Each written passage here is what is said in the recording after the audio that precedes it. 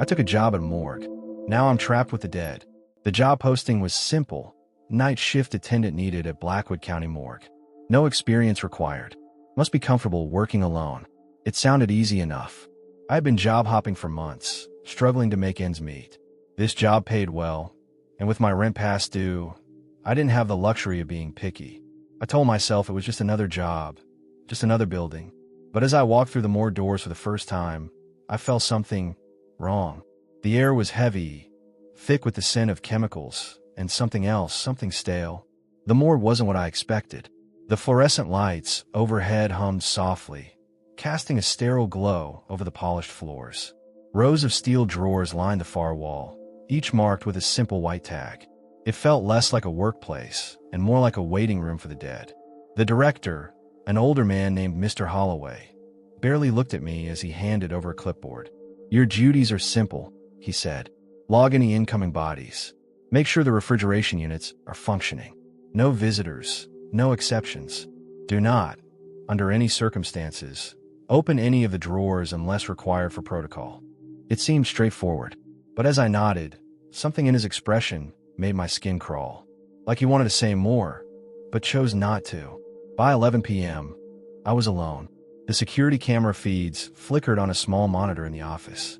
Everything was silent except for the occasional hum of the refrigeration units and the faint ticking of a clock. I tried to focus on the paperwork, but my eyes kept drifting to the steel drawers. One in particular, drawer 34. I didn't know why, but my gaze kept returning to it. Maybe it was the way the tag dangled slightly, as if someone had tugged on it. Maybe it was the way the drawer looked misaligned, like it had been pulled out recently, but never fully pushed back in. I swallowed hard. Ignore it. Just do the job. But then, a noise. A soft, shuffling sound from inside the drawer. I froze. It was faint, almost imperceptible, but it was there. A soft, dragging noise, like fingertips brushing against metal. No, that's impossible. I checked the monitor. Nothing. The room was still. The drawers were sealed. But my gut told me otherwise. Something was moving inside drawer 34. I stood up slowly, clipboard pressed against my chest like a shield. My breath was shallow, and with each step toward the drawer, my pulse pounded louder. The metal felt ice cold beneath my fingers as I reached for the tag. The name printed there sent a fresh chill down my spine. Unknown male, found deceased, Blackwood Cemetery. I swallowed hard. There were no details, no date of death, just those few words. The dragging sound stopped. Silence thickened around me. I should have walked away. I should have listened to Mr. Holloway. Instead, I did the one thing I swore I wouldn't do. I pulled the drawer open. The stench hit me first, a mix of formaldehyde and something else, something rotten. The body inside was covered with a white sheet, stiff and unmoving. My heart pounded as I reached forward, hesitating just inches from the sheet. And then, the body moved. I stumbled back, my breath caught in my throat. The movement was subtle, a twitch, a shift, as if the corpse had just taken a breath. My brain scrambled for logic, post-mortem muscle contractions, nerve reflexes, anything but what I thought I had just seen. Then, before I could react, the lights flickered. The room plunged into darkness.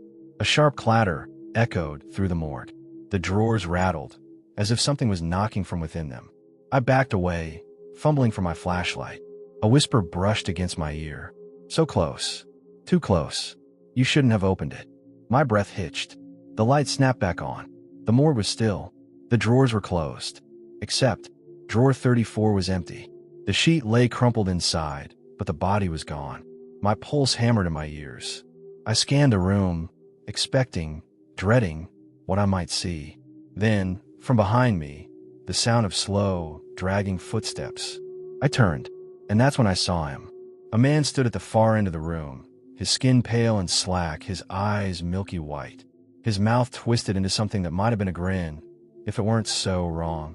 His fingers twitched at his sides, curling and uncurling, as if he were remembering how to move. He took a step forward. I stepped back. My mind screamed at me to run, but my legs refused to move. The thing that had been inside drawer 34 lifted one skeletal finger and pointed. Not at me, at the drawers. The moment I understood, the whisper returned, curling around my spine like icy fingers. You let me out. Now someone must take my place.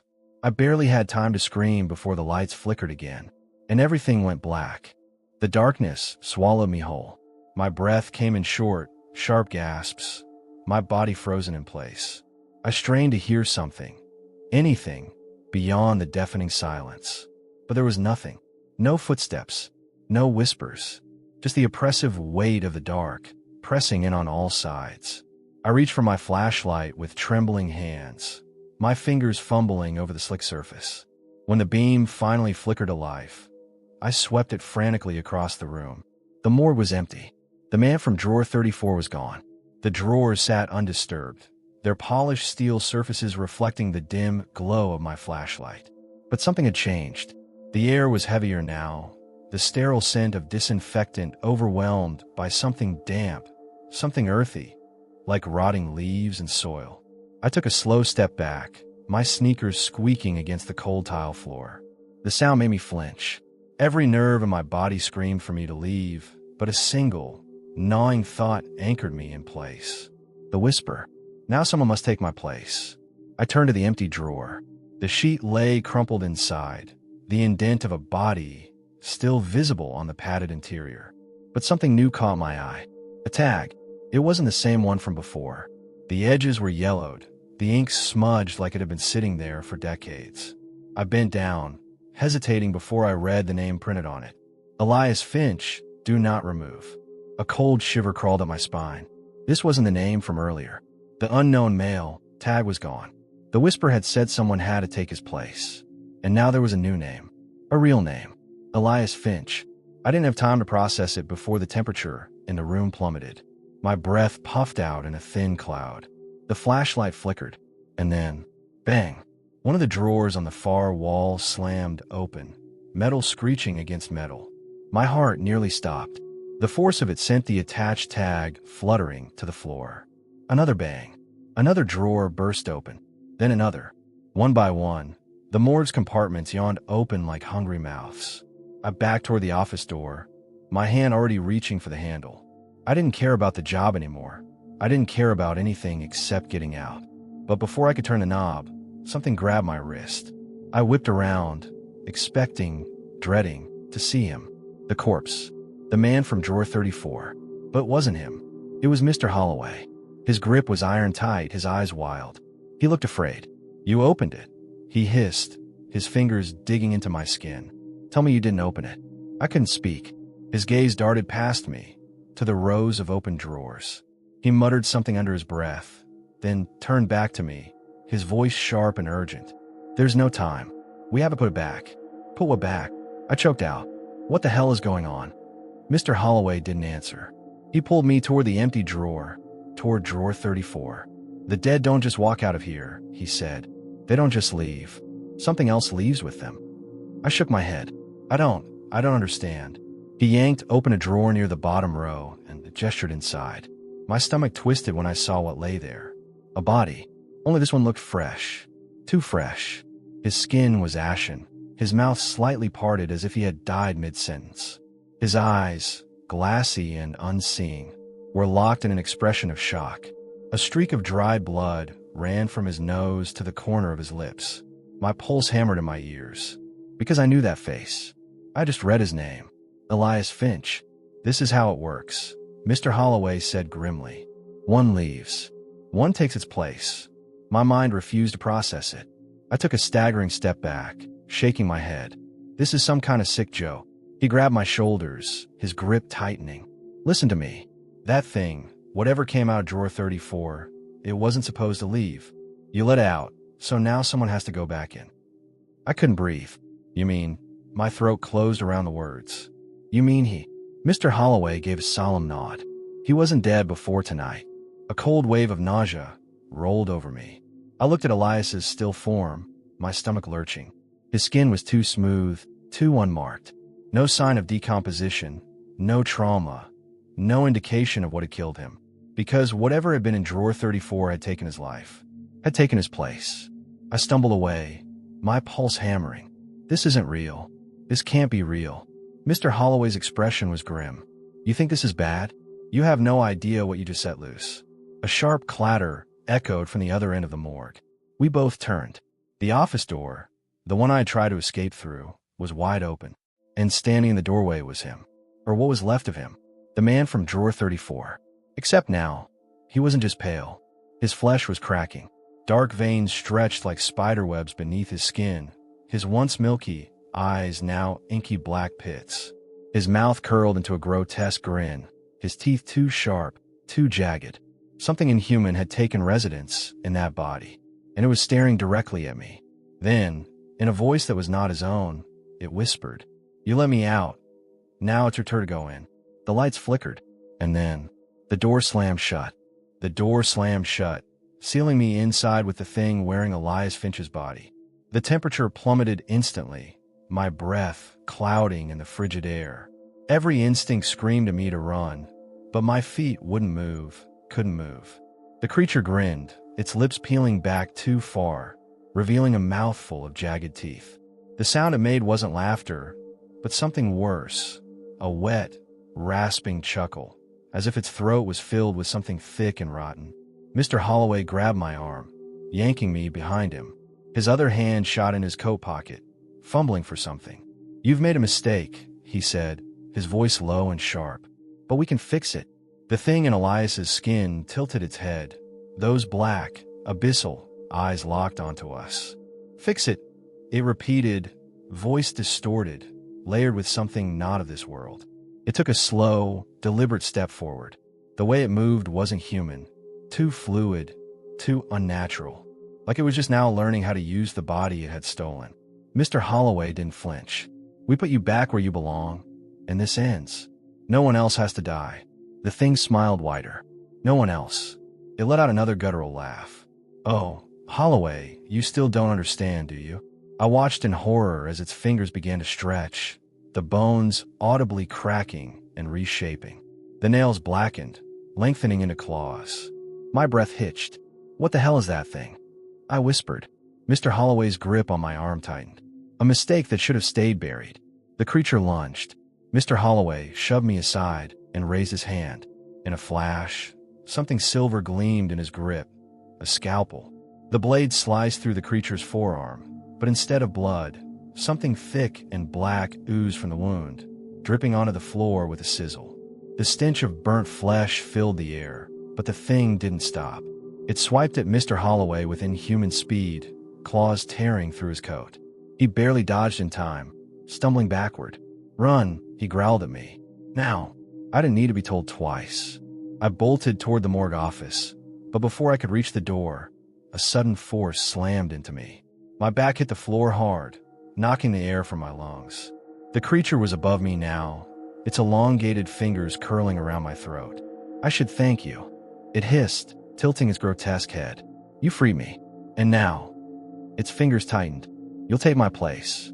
I thrashed beneath its grip, my vision dimming as my oxygen was cut off. My fingers scrambled against the cold tile, searching, desperate. Then, my hand found something. Metal. Without thinking, I swung as hard as I could. The clipboard, the same damn clipboard I'd been using for paperwork, smashed against the creature's face. It wasn't much, but it was enough.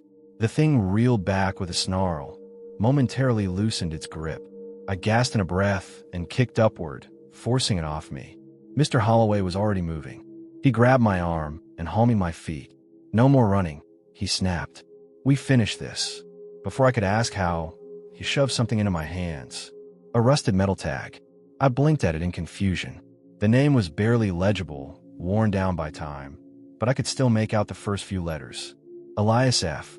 "Put it back in the drawer," Mr. Holloway ordered. I hesitated. What? How is that supposed to? A deafening screech filled the air. The creature had risen again, its stolen body contorting in ways that no human body should. Its jaw unhinged, stretching impossibly wide, a writhing darkness pulsing inside its throat. "Do it," Mr. Holloway barked. I ran. Drawer 34 was still open, waiting, expecting. I didn't question it, didn't hesitate. I slammed the rusted tag down onto the cold metal interior. The reaction was instant. The entire morgue shuddered, the walls trembling as if something massive had just been pulled through reality itself. A horrific, Otherworldly howl ripped through the room. The creature collapsed, its stolen body convulsing violently. The black veins along its skin pulsed, then burst. It let out a final, garbled scream as the blackness peeled away from its flesh, sucked toward the open drawer like a vacuum. Then, silence. The body that had once been Elias Finch lay lifeless once more, the stolen breath finally drained from his lungs. The lights flickered back to normal. The air was still. I stumbled backward, my entire body shaking. Did it? Mr. Holloway exhaled. It's over. I wanted to believe him. But then, from deep within the morgue, a drawer creaked open.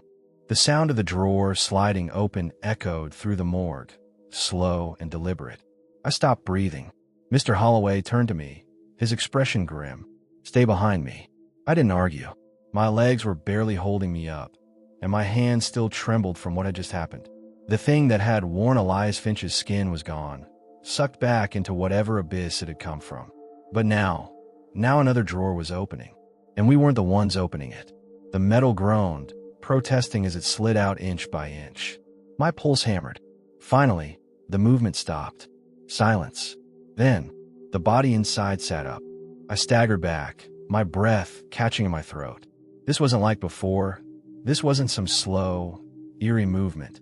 It sat up fast, too fast, as if pulled by invisible strings. The corpse's head twisted toward us, its empty eyes wide and unblinking. The mouth opened, but instead of words, all that came out was a dry, rattling breath. I grabbed Holloway's sleeve, my voice barely a whisper. What the hell is happening? His jaw clenched. We disrupted the balance. The body twitched violently, its bones cracking. The sound made my stomach churn. Then, with a sudden, unnatural jerk, it lunged forward, tumbling out of the drawer. I barely bit back a scream. The corpse hit the floor with a sickening thud. It didn't move for several seconds, just lay there, still and lifeless. Then, ever so slowly, it began to crawl toward us.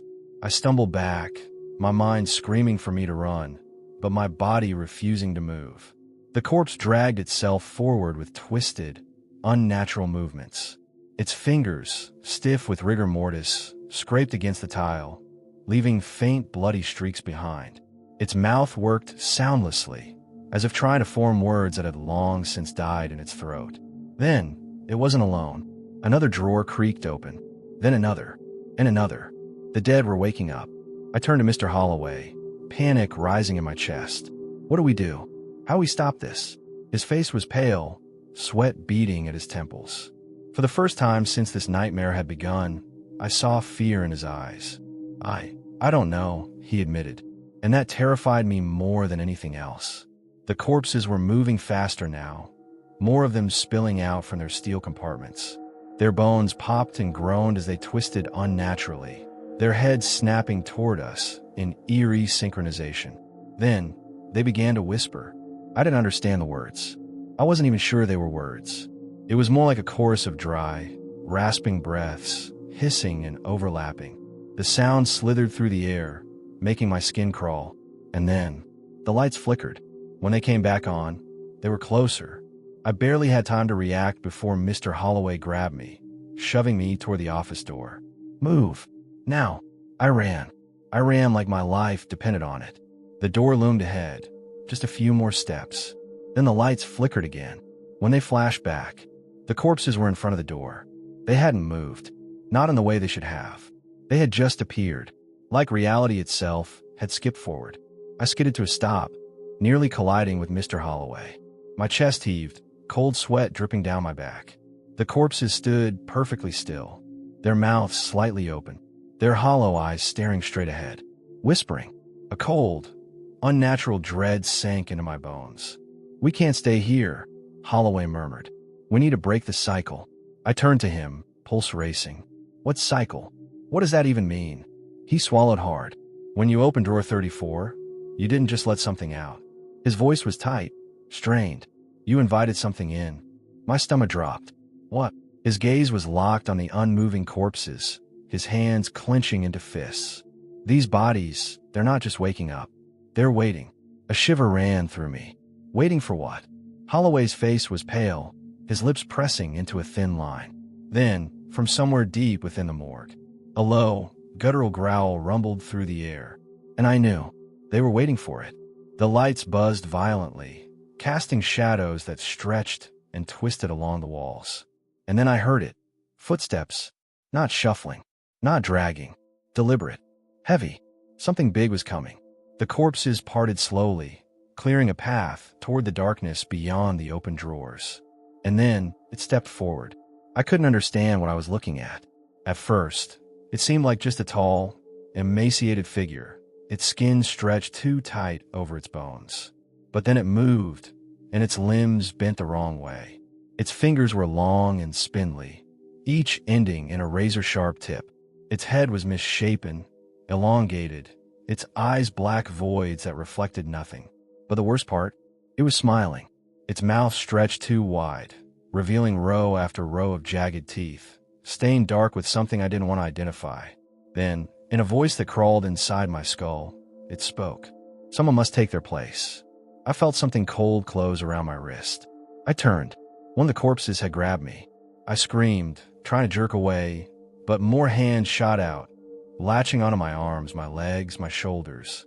The dead were dragging me toward the open drawer. I thrashed wildly, kicking and clawing, but their grip was impossibly strong. Mr. Holloway lunged forward, grabbing my arm and pulling against them. His face was twisted with effort. "Fight it," he shouted. But I was losing. The cold metal of drawer 34 pressed against my back. I knew what would happen if I went in. I knew I wouldn't come back out. Then, at the last second, Mr. Holloway did something I never expected. He let go of me and shoved something into my hand. The rusted metal tag.